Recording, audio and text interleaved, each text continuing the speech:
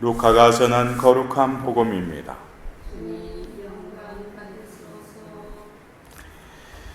그때 예수님께서는 고을과 마을을 두루 다니시며 하느님의 나라를 선포하시고 그 복음을 전하셨다. 12 제자도 그분과 함께 다녔다. 악령과 병에 시달리다 낫게 된 몇몇 여자도 그들과 함께 있었는데 7 마귀가 떨어져 나간 막달레나라고 하는 마리아, 헤로데의 집사 구자스의 아내 요한나, 수산나였다. 그리고 다른 여자들도 많이 있었다. 그들은 자기들의 재산으로 예수님의 일행에게 시중을 들었다. 주님의 말씀입니다.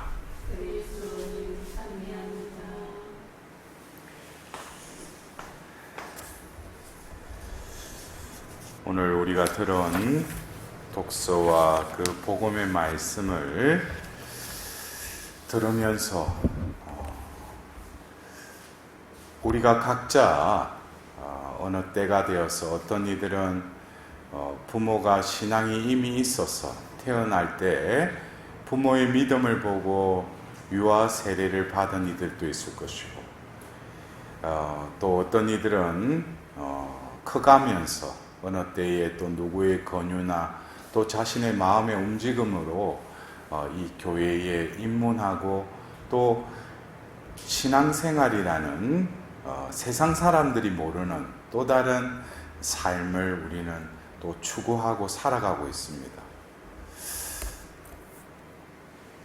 오늘 바오로 사도가 그 부활에 대해서 예수님의 부활과 우리의 부활은 뭐예요? 뗄래야 뗄 수 없다는 거예요. 왜? 예수님이 우리의 맞이이시니까.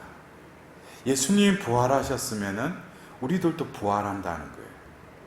이 부활의 문제는 결국 뭡니까? 여러 종교에서 결국 이 인간이 종교를 가지게 된 원인 중에 하나도 뭡니까? 죽는다는 거예요. 이거는 누구든지 평생 살려고 별의별 방법을 다 하지만 결국엔 다 죽게 되는 그 상황 속에서 죽고 나서 어떻게 되겠는가? 그래서 우리가 내세라고 그러죠, 그죠? 근데 이제 각 종교마다 이제 다른 교리를 전해주고 또 그것을 죽으면은 그렇게 될 것이다. 그래서 우리가 불교는 뭘 믿어요? 내세관을 유네스를 믿죠. 예. 그러니까 여러 가지 어떤 내세에 대해서 우리가 죽으면 어떻게 될 것인가. 근데 우리는 한 번 주어진 이 삶을 통해서 결국 이 예수님을 주님으로 그리스도로 고백하는 이들은 그 믿음으로 결국 우리는 죽는 것이 육신의 죽음이 끝이 아니라는 거예요.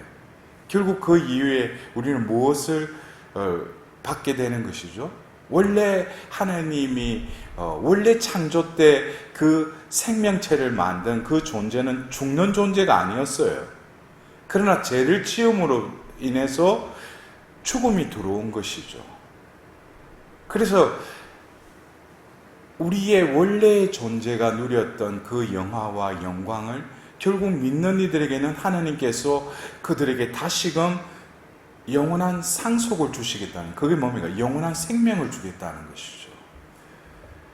그래서 우리가 그리스도인이라고 하는 것은 결국 뭡니까? 우리는 죽더라도 이 생이 끝이에요. 끝이 아니라는 거예요. 그래서 예수님께서 이 땅에 오셔서 그 복음을 전하면서 비유로 무슨 나라에 대해서 말씀하셨어요? 하늘나라에 대해서 말씀하시죠. 그래서 우리가 이 생을 살면서 신앙인으로서 살아가면서 분명한 나의 목적이 설정되어 있지 않으면 이 사람이 불교 신자든 그리스도교 안에서도 여러 종파가 또 나눠졌잖아요. 그죠? 내가 가톨릭 교회의 신앙인으로서 교리에 가르치는 궁극적인 내 신앙생활의 그 목적이 어디에 내가 그 목적을 향해서 나아가고 있는가? 그러면서 바오로 사도께서 그 부활에 대한 그 예수님의 부활로 우리는 다시금 부활하리라. 더불어서 결국 예수님의 부활이 없다면 우리의 믿음은 뭐예요? 헛된 것이라는 거예요. 그러면서 바로 그 고린도 1서 15장 19절에도 우리가 현세만을 위하여 그리스도께 희망을 걸고 있다면 우리는 모든 인간 가운데서 가장 불쌍한 사람일 것입니다. 그랬어요. 여러분들 이 보셔요. 우리가 현세가 뭡니까? 지금 우리 살고 있는 이 세상만을 위해서 그리스도께 희망을 걸고 있다면 그 사람은 가장 불쌍한 사람이 될 것이다. 여러분들 어떠십니까? 지금 내가 하나님께 기도하고 지향을 두고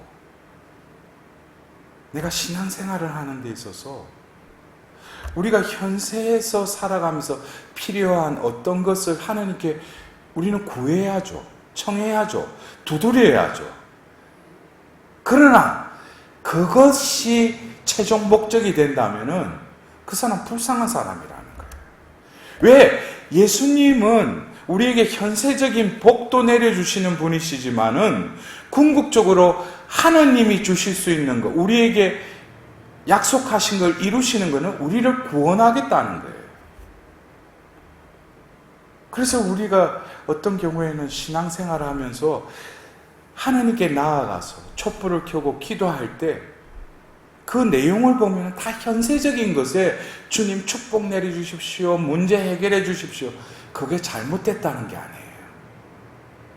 그것이 궁극적인 것은 아니라는 거예요. 그래서 바오로 사도가 부활에 대해서 말씀하시면서 현세만을 위하여 그리스도께 희망을 걸고 있다면 여러분들은 어떻습니까? 무엇에 희망을 두고 있어요? 그래서 우리가 오늘 들었던 이 복음의 말씀을 다시금 이렇게 바라보자면 예수님이 2000년 전 공생애 중에 예수님께서 이제 본격적으로 복음을 전하실 때 그 주위에 뭐예요?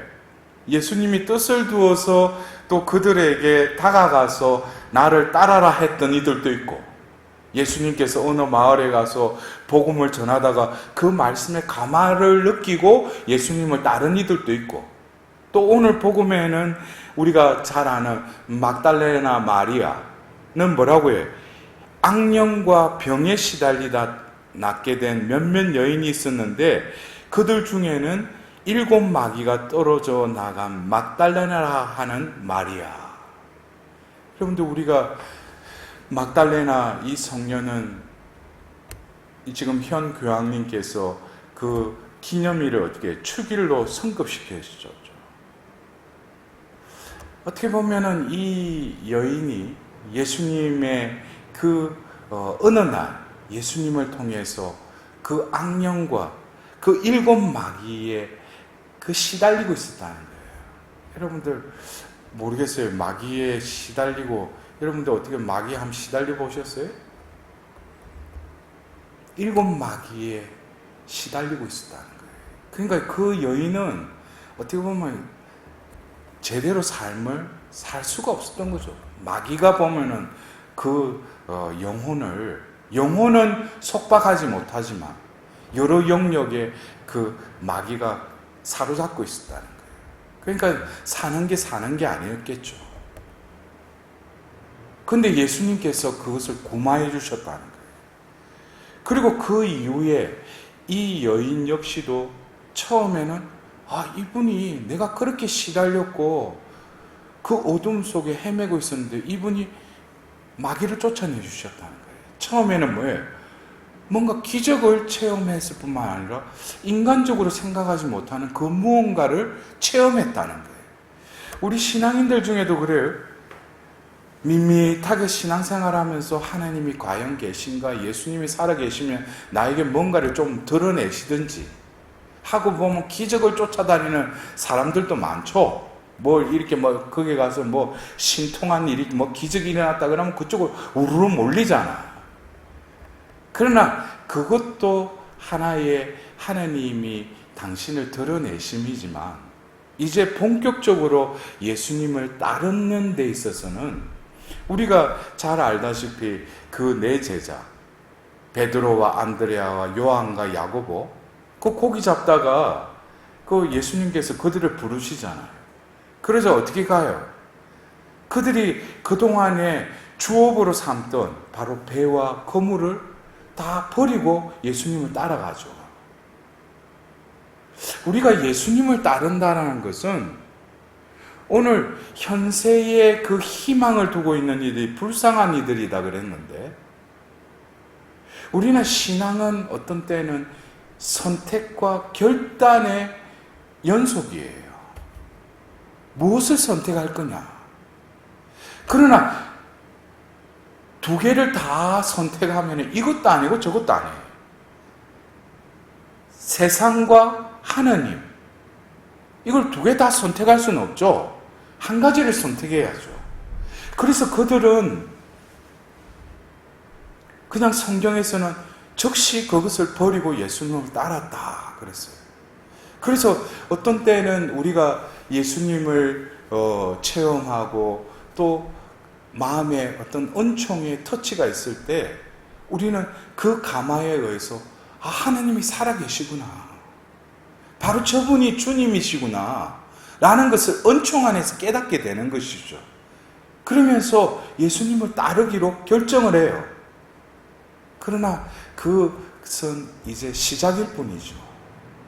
어떻게 보면 어떤 이들은 오늘 막달레나 마리아처럼 마귀가 쫓아내지는 그것을 체험한 이 여인, 더불어서 병고에 시달리는 이들, 우리가 성경에서 보면 예수님이 어느 마을에 가서도 병든 이들을 많이 치유해 주시잖아요. 그들이 나음을 받고 치유를 받고 또 거기에서 예수님을 따르는 이들도 있었을 거예요.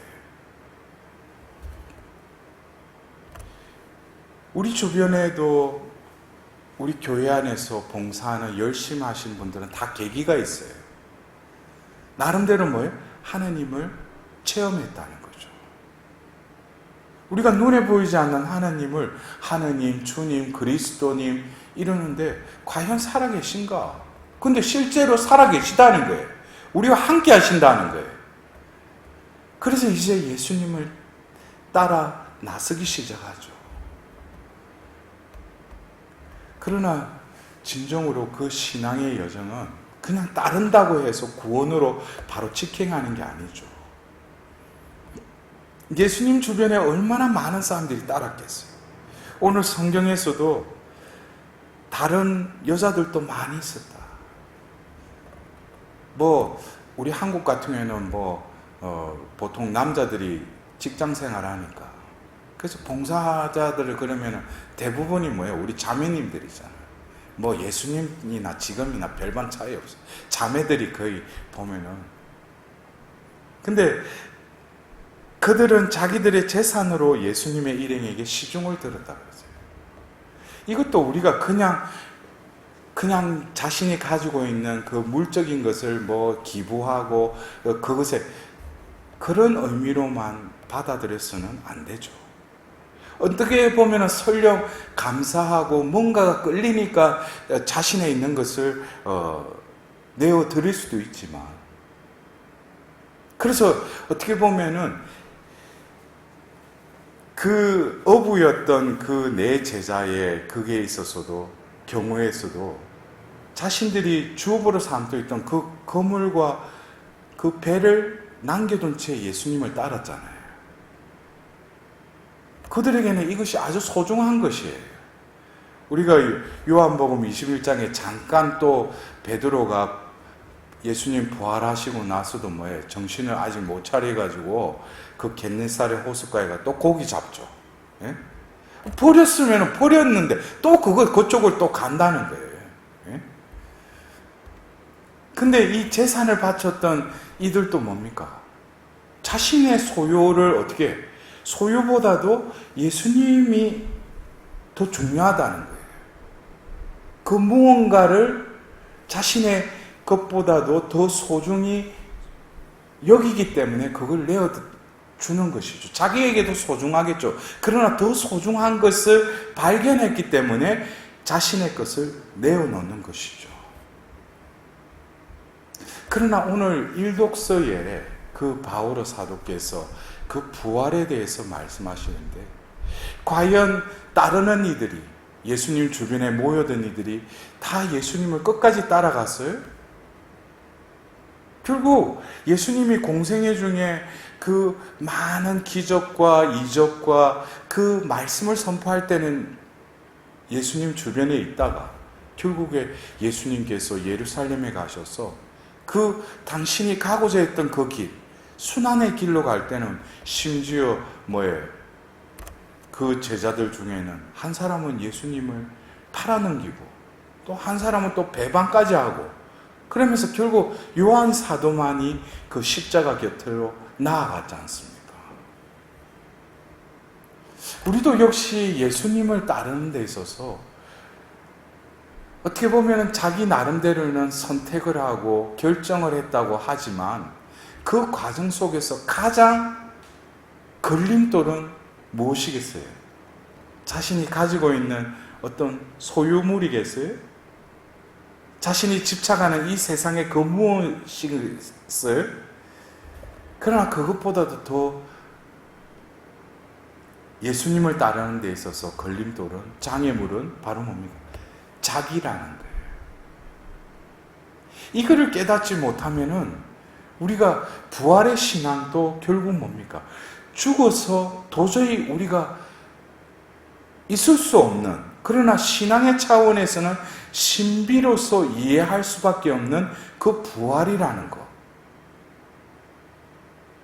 그래서 예수님이 나를 따라오려면 어떻게 했어요? 자기를 버리고 매일의 제 십자가를 지고 나를 따라라 그랬잖아요. 자기 목숨을 구하는 사람, 자기 목숨을 잃는 사람, 자기 목숨을 구하려고 하는 사람은 그 목숨을 어떻게 잃을 것이다 그랬어요. 그래서 예수님의 말씀은 들으면 알아듣는 것 같으면서도 이게 뭐지? 그것은 뭐냐면은 그 안으로, 신비 안으로 들어갈 결단을 아직 못한 거예요. 여러분들 자기를 버렸다고 생각하셔요? 살아가면서 결국 자기를 위해서 살아가잖아요. 이게 딜레마예요. 자기를 버린다는 것은 손해보는 게 아니고 뭘 이렇게 자기를 버리면 어떻게 살아가라는가. 그것이 바로 제가 조금 전에 말씀드린 그 신비 안으로 들어가는 키가 되는 거예요. 자기를 버린다는 게. 자기를 버린다는 것은 자아의 어떤 뜻을 포기하고 항복하고 결국에는 통틀어서 자기를 예수 그리스도와 함께 죽는 그 신비 안으로 들어갈 때 예수님이 부활함으로써 나도 같이 어떻게 부활할 수 있다는 거예요. 그래서 결국에는 거물과 배를 버린 그 내 얼부들이나 또 그리고 예수님께 오늘 복음 말씀처럼 많은 여인들이 자신의 재산을 또 시중드는데 내어드리는 그 과정 속에서 결국 내가 예수님을 따르려면은 버려야 될 게 뭡니까? 내가 생업을 위해서 소중히 여겼던 거 버리고 내가 가지고 있던 거 그거 기부하고 그게 아니고 자기를 버려야 된다는 거예요. 이것이 결국 부르심 받은 사람은 많지만 뽑힌 사람은 어떻다고 했어요? 적다고 그런 거예요. 많은 이들이 넓은 문으로는 가는데 좁은 문으로는 뭐예요? 가는 이들이 없다고 그랬어요. 어쩌면 우리가 부활신앙을 살아간다는 것은 이 세상을 살면서도 제가 서두에 말씀드렸듯이 결국 내 내세에 대한 내 신앙의 목적지가 어디냐를 분명히 내가 인식하고 그 희망에 따르는 그 믿음과 더불어서 이 삶 안에서 내가 사랑을 살아가는 것, 그것이 결국 예수님을 따르는 길이죠. 그러나 이 길은 내가 가고자 한다고 해서 가는 길이 아니라 바로 자기를 버리고 자기를 포기하고 자기가 예수 그리스도와 함께 십자가에 함께 죽을 때 결국 하나님께서는 그에게 바로 무엇을 주셔요? 영원한 생명을 주신다는 거예요.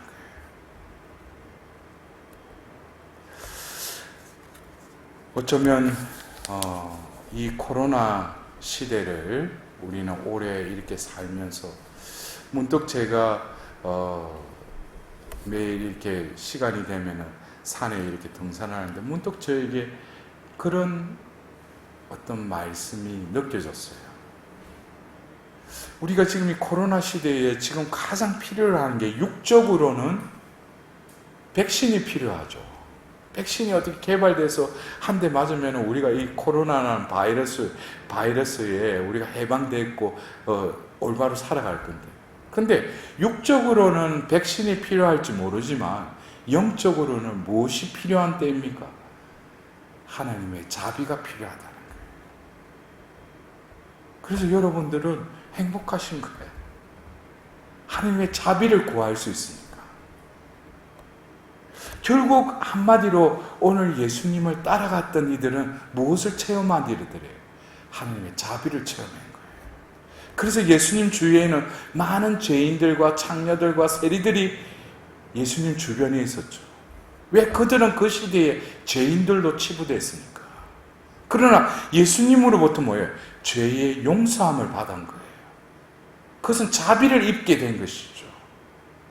그래서 우리가 이 신앙생활 하면서 끊임없이 우리가 하나님께 구해야 될 것은 하나님의 자비일 뿐만 아니라 또 자비를 구하는 자신이 죄인이라는 것을 늘 우리가 자각하고 살아갈 때 결국 예수님을 따르고 예수님 곁에 머무를 수 있는 그 끈이 된다는 거예요. 그래서 여러분들이 오늘 2000년 전 예수님 주변에도 예수님을 따르겠다고 결단했던 많은 이들이 있는데 제가 이번에도 지난 화요일 날 제가 그 가톨릭 평화방송 그 코로나 시대에 제가 줌을 통해서 온라인 사도직을 하는데 어떤 인터뷰를 하게 됐어요.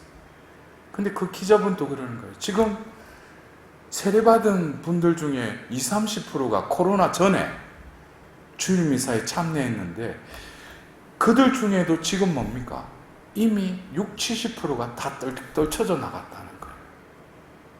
여러분들 교회가 지금 어떻게 할 수가 없어요. 지금 모이려고 해도 뭡니까? 수적으로 딱 정해져 있잖아요. 예? 근데 여러분들은 어떻게든지 내가 이러한 시국에도 나는 뭐예요? 신앙인이라는 거예요. 나는 이 세상이 내 종착역이 아니라는 거예요. 내가 가야 있고 그곳을 위해서는 태풍이 치고 무슨 장마가 오고 내한테 어떠한 환난이 오더라도 나는 그곳을 향해서 나아가야 된다는 거예요. 그래서 제가 요즘 그 온라인을 통해서도 계속 이야기하고 지금은 이미 뭐예요? 심판이 이미 시작됐다는 거예요. 왜? 하나님이 세상을 심판하는 게 자기 스스로 심판받고 있다는 거예요. 내가 편안하게 오늘도 뭐 그냥 온라인으로 뭐 그냥 미사 참여하지 그건 스스로 뭐예요? 자신이 그리스도인이라는 것을 그 하나님이 주신 그 영원한 상속자가 안 되겠다는 거예요. 나는 이 세상에 그냥 파묻혀 살겠다는 거예요. 그래서 여러분들 오늘 우리는 이 복음 말씀을 통하여 많은 이들이 예수님께 모여들었지만 예수님을 따랐지만 결국 예수님과 함께 죽고 묻히고 부활한 그 대열에 나는 과연 지금 속한 자로서 살아가고 있는지 오늘 하루도 진정으로 예수님과 함께 예수님을 통하여 예수님을 위하여 살아갈 수 있는 자비의 날이 될 수 있도록 하나님께 자비를 구하도록 합시다.